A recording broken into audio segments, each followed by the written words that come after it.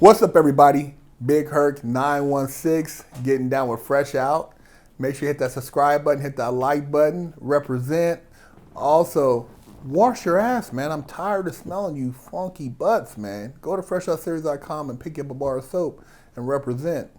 I'm here with my friend Randy, ex-LAPD, and we getting into it, man, on some serious conversation. Randy, while you were working in the LAPD, I know, you went through a lot of stuff, seen a lot of stuff, and you were fired, and I know it's a, pretty complicated situation, but could you go into and maybe share some details of what led to you actually leaving the LAPD? So I'll just go all the way back. So we got a radio call. I think it was a domestic violence. We respond code 3, that's lights and sirens. We get there, dude is talking crazy to his wife. He's talking some other language. I don't even think it was, I don't know what language it was, but he's just going crazy. So he picks up a coffee bottle. All the other cops have their guns out, and I got my baton out, which in retrospect was kind of dumb, but whatever. So he threw that thing, and it came so fast, breaks my hand, and I could feel it broke my hand. So me and my partner, we go to take him down. Partner's hitting him, I'm hitting him, and there's blood dripping on him. I'm like, am I hitting him so hard that he's bleeding? What happened was he took a umbrella handle and he had stabbed my partner in the jaw. So we get him into custody. Dude is still going crazy.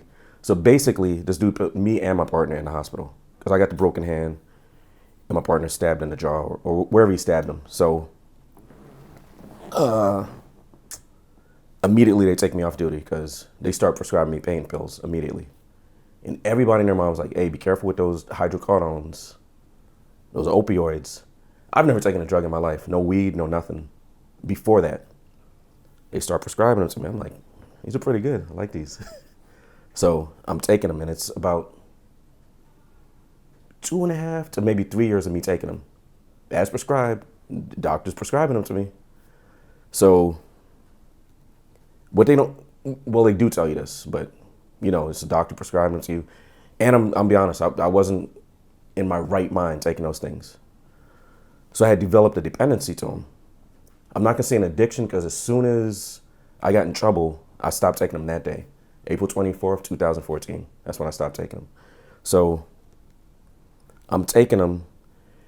And at that time, I was hitting up girls online, like OkCupid, Plenty of Fish, all of that. I'm doing the whole dating thing. But I'm going online, and nobody else is really doing it. So I'm really successful at it. Everybody's like, man, where are you getting all these girls from? I'm like, what, screw it, let me turn it up. So I start hitting up Craigslist, casual encounters, which you're not supposed to be doing. So this girl put Norco college reunion. So I hit her up, and she's like, do you like to party? And I'm like, yeah, who don't like to party? But she's talking about something completely different. So she's like, are you able to get a hold of any medication or anything like that? And I'm like, I got my pain pills. So she's asking about the pills. She's like, can you get me some? And I'm like, I got my own. I can give you some of mine. And I swear, I got all the transcripts and everything. I'm asking her, like, how old you are? What do you like to drink? She sent me a pretty-ass picture of herself. She's a really good-looking girl.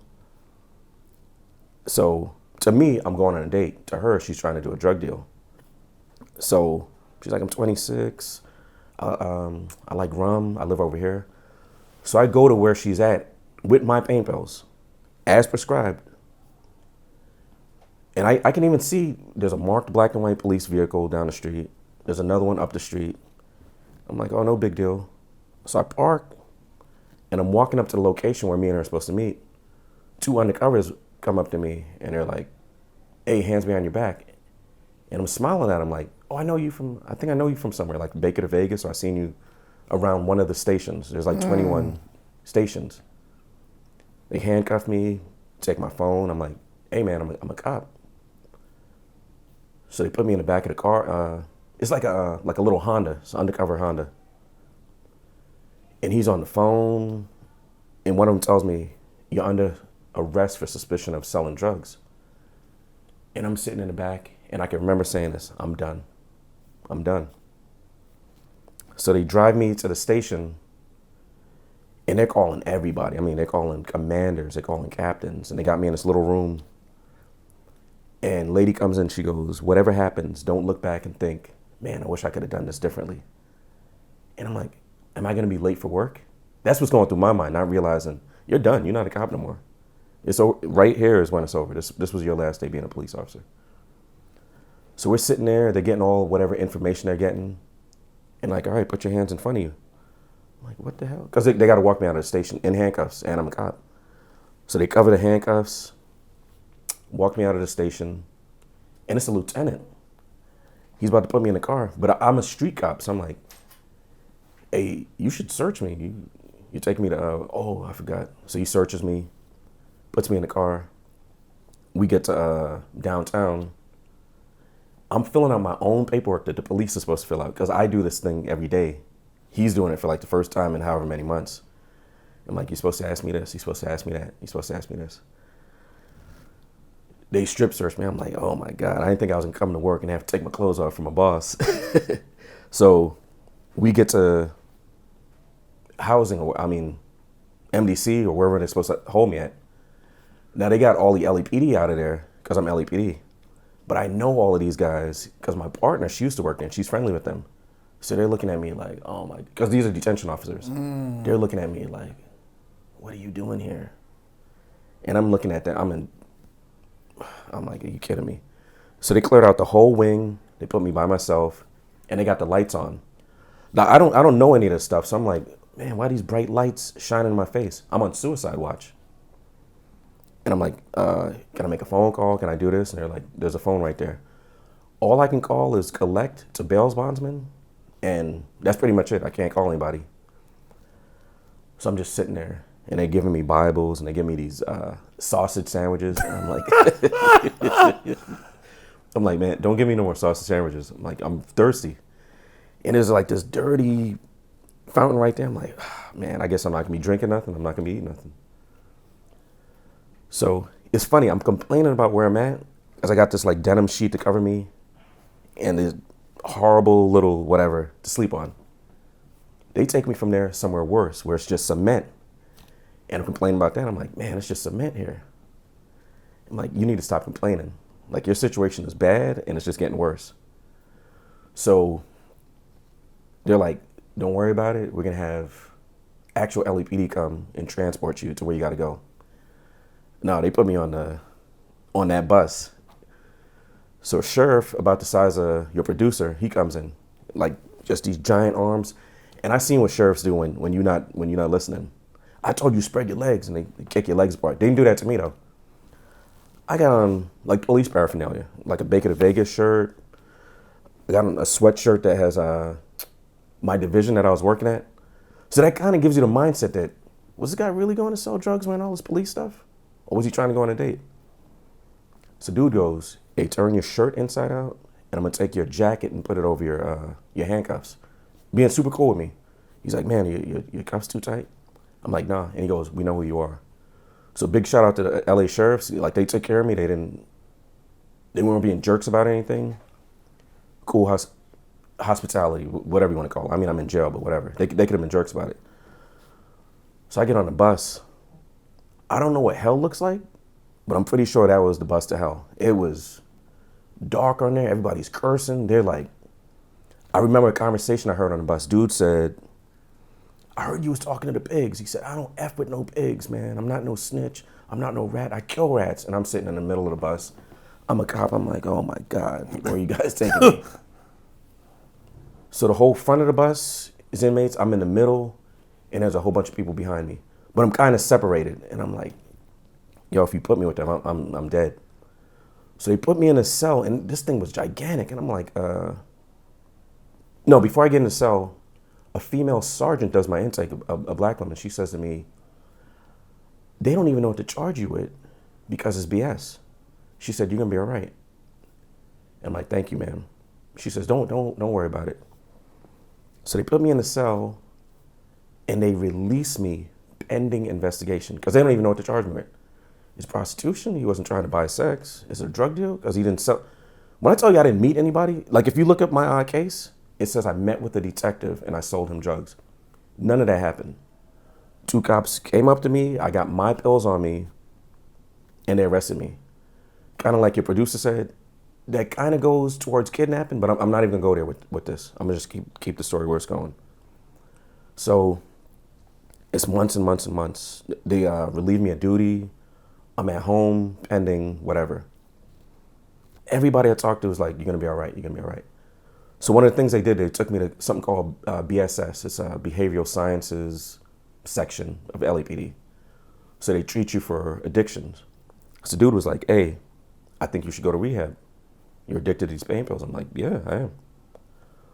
So I'm in rehab, and rehab is kind of funny. The one I went to, where they got sex and they got little cliques. Like there was 2 mafia guys, like in the mafia, not Mexican mafia, like mafiosa.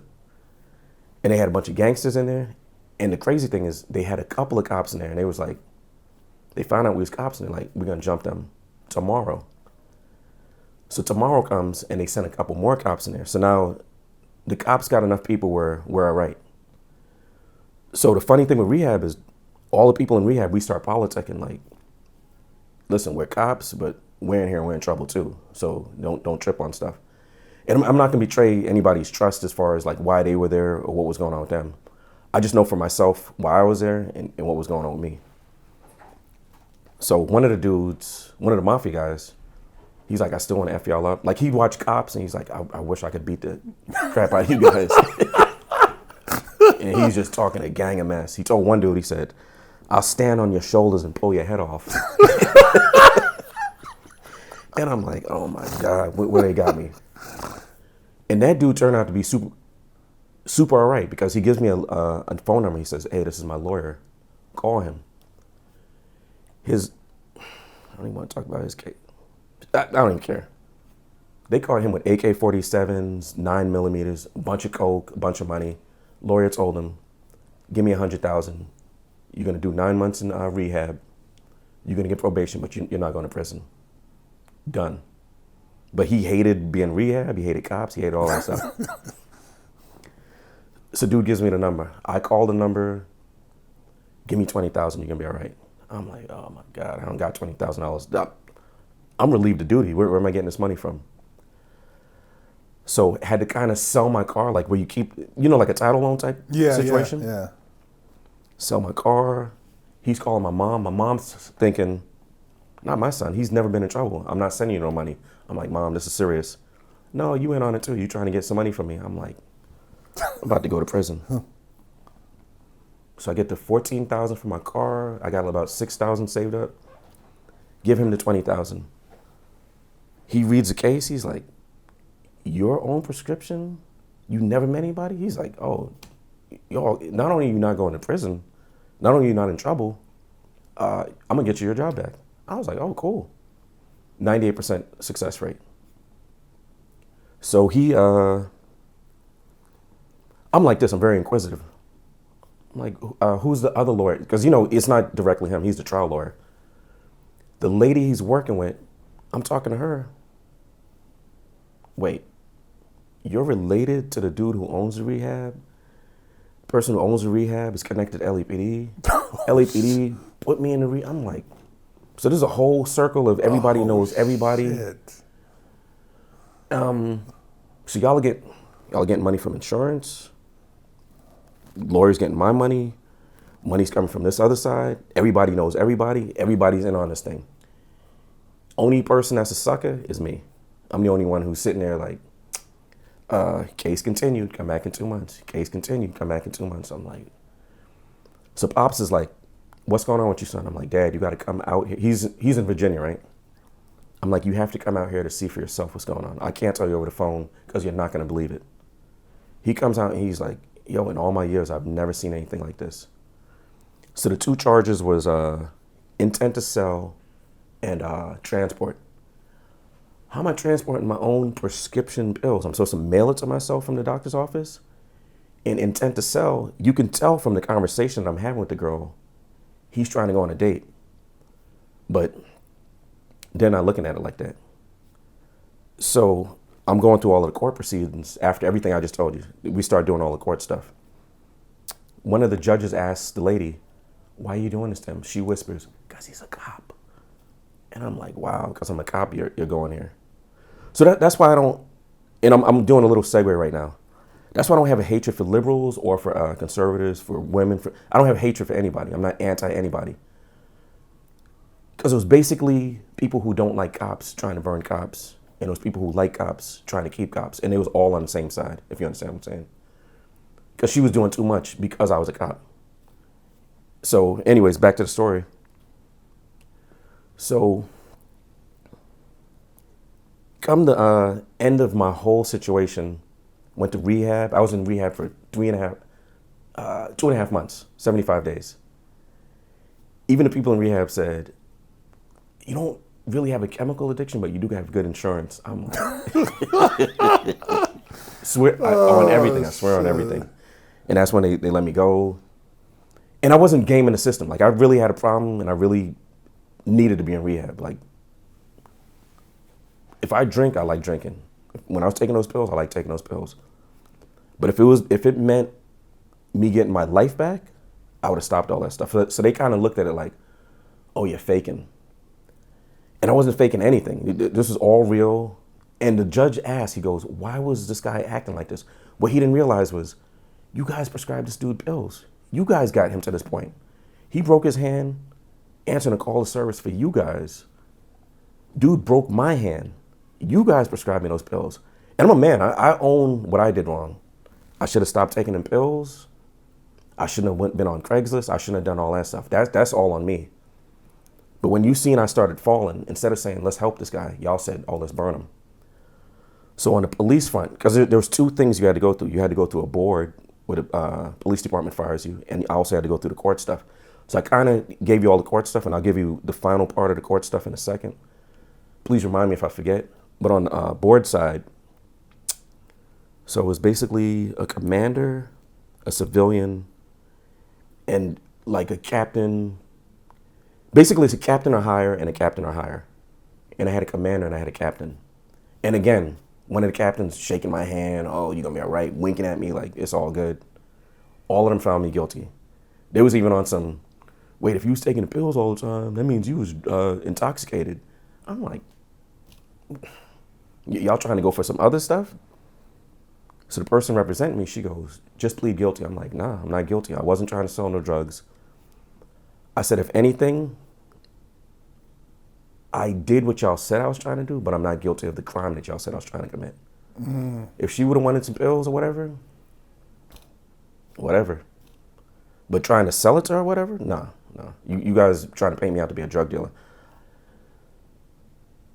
I don't want to say I'm not a criminal, I'm this, I'm that. Because I'm not a victim. I don't do the whole victim thing. I own what I did. But you guys got to own your part. Like you was on some, let's screw this guy over. Because when they looked at all my stuff, everything was clean. I don't have any kind of criminal record, no parking tickets, none of that.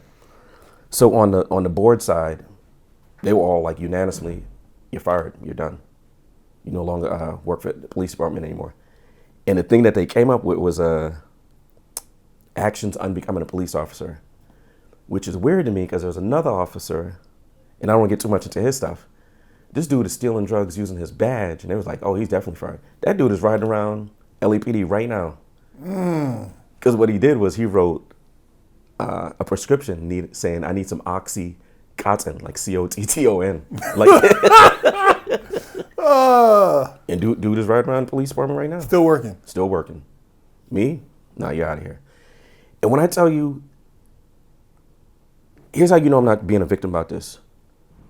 If they called me right now and said, you want to come back, I would say no. So it's not no, and it was one of the best things that ever happened to me in my life. One of the worst things, but one of the best things. And the reason I say that is I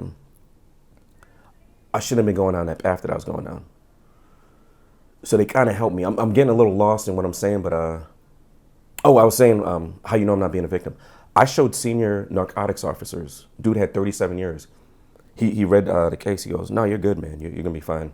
He said you're probably going to take a few days. You might get a long suspension, but you're fine. You never sold drugs to anybody. Dude, I never met anybody. If you look online at my case, it says I met with a detective, undercover detective, and that's why I got the shirt on. I can't, So the female, was she actually a CI that was just trying to get people off of Craigslist and just fishing, or did she work for would she work for LAPD, or what was she?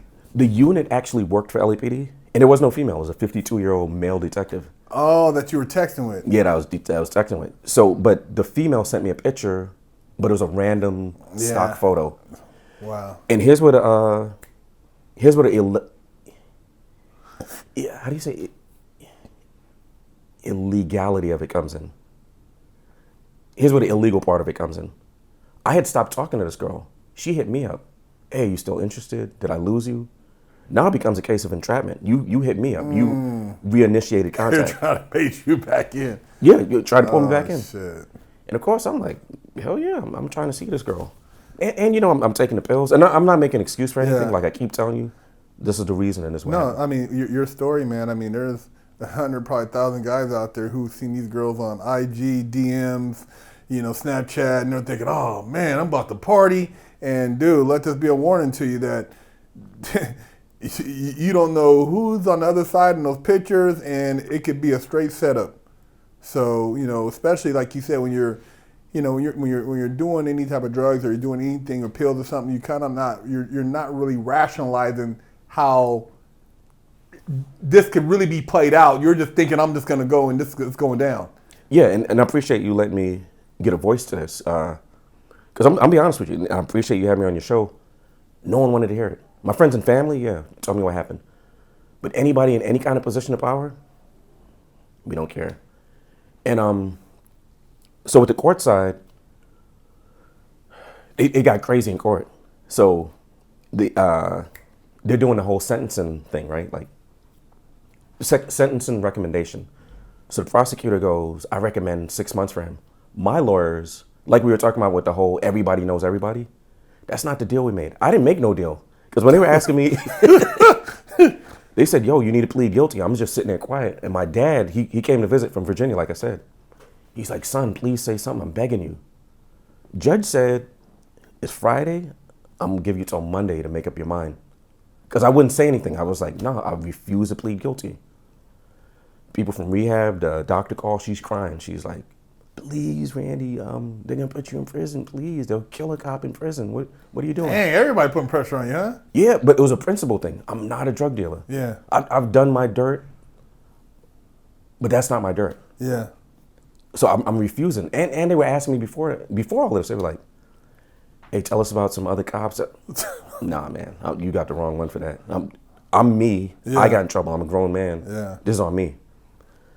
So my dad, he's all stressed out, and he's an older man. I'm like, how's this dude gonna get back from LA with my car to my house and then go to the airport? So I'm writing out maps for him, because I'm like, oh, I'm going to prison on Monday. I'm like, I'm about to go to prison. So I draw out a map for him. He's praying. Everything's getting crazy. We get to court. My dad drops his phone in the toilet. All kind of crazy stuff. And the lawyers are calling me. They're like, where are you?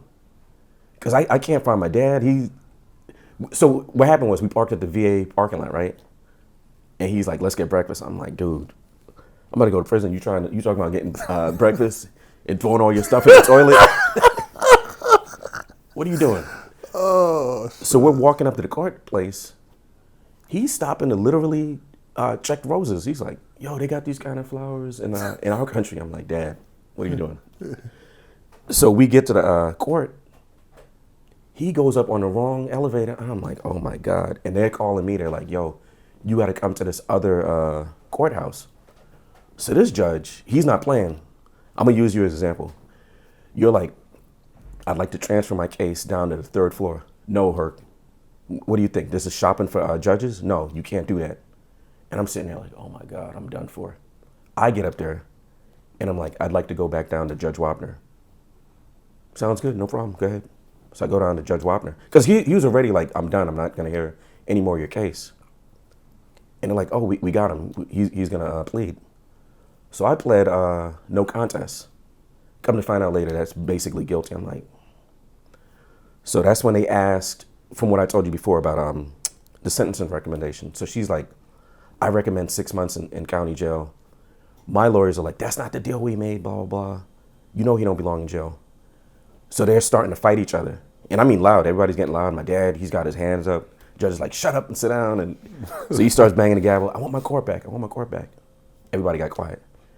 So I guess they pissed him off so bad, the judge. He's like, I'm going to talk to you for a second, young man. He's like, I find you guilty on all the charges. And I'm like, and I'm mad. I'm not sad or upset. I'm mad. I'm like, wow, y'all really doing it? And he said to me, sometimes bad things happen to good people. I'm in court and the judge is telling me sometimes bad things happen to good people. And he's like, I'm giving you probation, but you're free to go.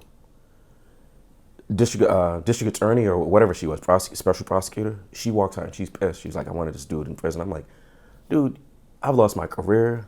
I have no way of getting money. Now I got a record and you're mad because you can't put me in jail on top of everything? And like we covered in the other thing, I'm not excusing Donner, but you can't do these things to people, man, and not expect a response. And again, I'm not excusing Donner. But when you got me, you got me. I'm tapping. I've given up. Let it go. So I'm doing probation. I go to sign up for probation in LA. Lady's like, she's looking at my stuff. She's like, oh no, I wouldn't have accepted this.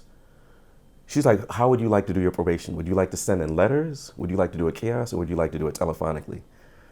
I said, well, if I'm being honest with you, I'd like to go visit my family out of state. She's like, yeah. She's like, just call me, go ahead. And she wasn't doing a favor for me because of the cop stuff. She was doing a favor for me because everyone who looked at this was like, yo, y'all did this dude dirty. And in retrospect, everybody's like, no, you should have done this, you should have done that. I was like, listen, they wouldn't have put me in prison for 9 years. I wouldn't have made it, man. They would have used me like a like a sex doll. I'm good. It's not happening, man. Oh shit. So people are like, oh, was you scared? Or, hell yeah. Come on, man. And that's why when I was talking about people need to start taking grappling or wrestling or something, I started taking jiu-jitsu. I was like, you're going to earn this booty. You're not beating these cheeks for free, man. I'm doing some arm locks, kicking people in the head, whatever got to go on. Oh, shit. All right, man. There you have it. Big Hurt for fresh out. Getting down already.